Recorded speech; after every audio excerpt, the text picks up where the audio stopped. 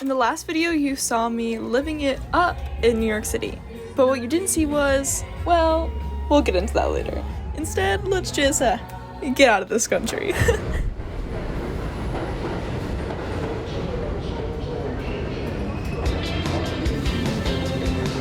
We left from New York City to JFK Airport, about to embark on a 29 hours of travel, flying from New York City to Doha, Qatar, with a 9-hour layover before flying from Doha to Incheon, South Korea. We're in the airport. In a very long line waiting to check in our bag. Yeah. You get 1 kg in here, right? Yeah. I can move some into the other one. We did it! My luggage got through! We're on the plane. We're on the plane. And here's our haul. We're on Qatar Airlines. Here's everything they gave us.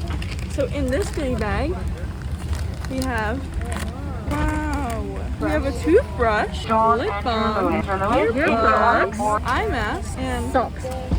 what? Headphones, a blanket, and a pillow. Beautiful.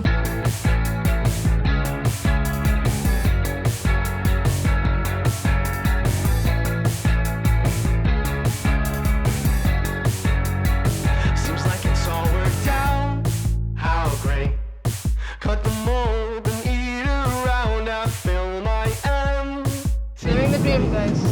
to the edge and push it more. I swear I'll win today. Long as I have everything I need in place. Guys, we did it! We did it. We landed in like 7 degrees, and hopefully it's the south.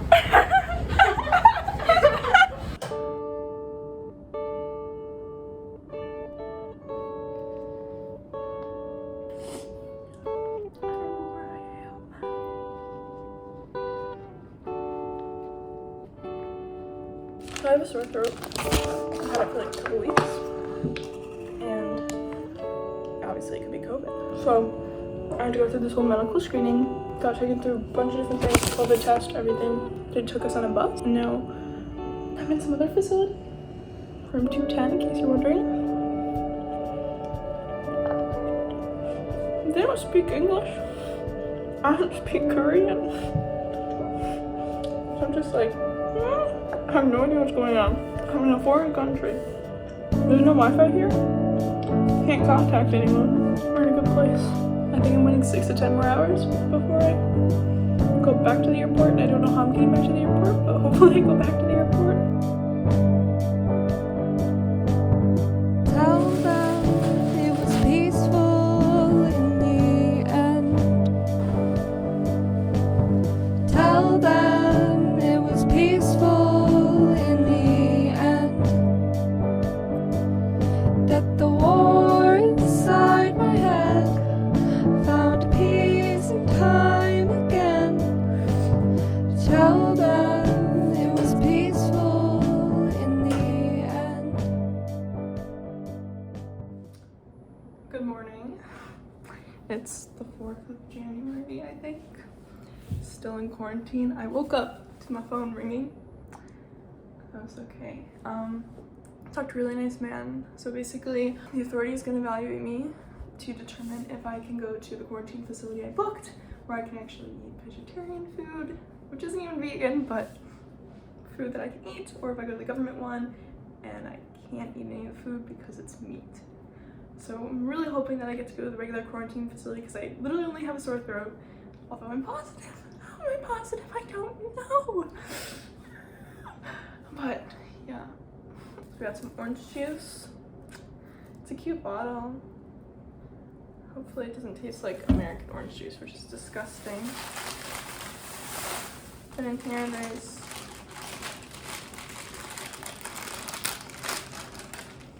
yes. Can eat this. It's egg. So back. Luckily they connected the phone to someone from my school. So they at least know I'm here, know what's going on, in contact with anyone else who might be concerned for my life. I'm not concerned for my life, I feel good. We're staying positive, but there's some people who might be. If I haven't talked to them in over 14 hours.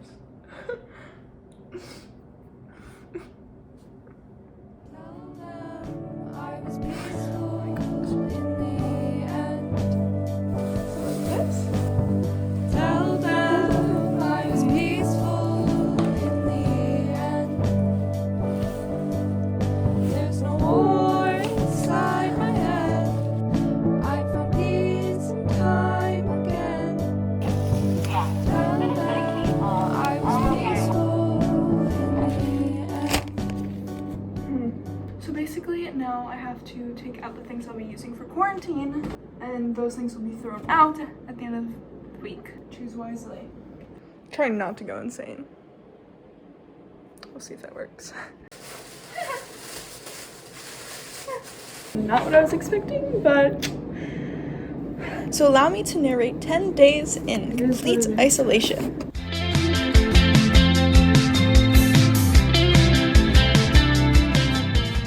As I try rewriting and rephrasing these words, trying to provide some positive reflection on this whole experience, I realized that there really isn't one. My mood deteriorated with each passing day.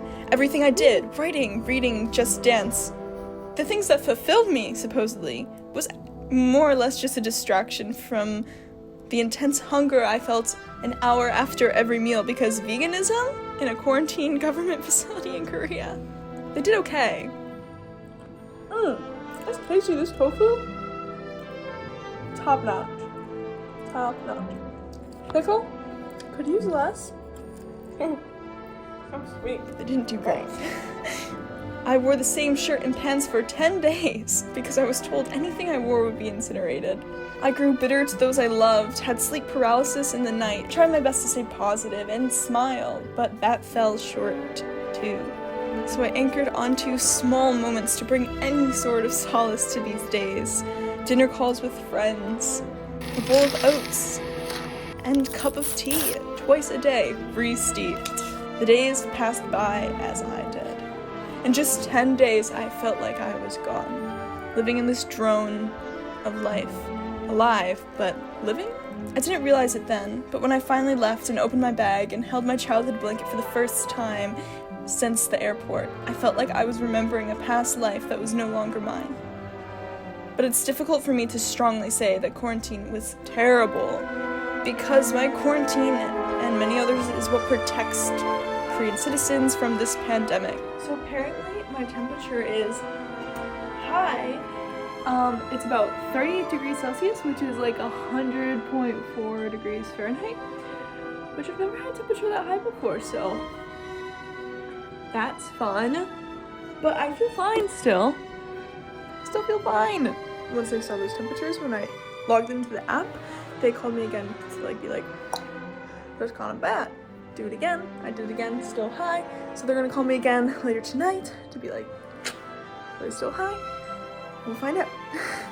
And I know I'm privileged enough to even be able to come here as it is, to be able to enter this country and explore and learn.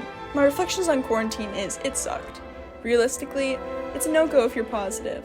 But the point of this message is not to say that, oh, feel sorry for me, oh, boo-hoo, my quarantine was so hard, oh, I just struggled so much. Because that's not the point. The point is to show you a realistic representation of what travel actually can look like. It's amazing, I love traveling, of course, but there's struggles along the way, and I don't want to be that glorifying person who just glorifies my life and presents it to YouTube, and you don't know that there's struggles behind everything that I do. I guess one positive thing that has come out of this for me is that there's an end to the pain. Removing quarantine. So the procedure is quite confusing.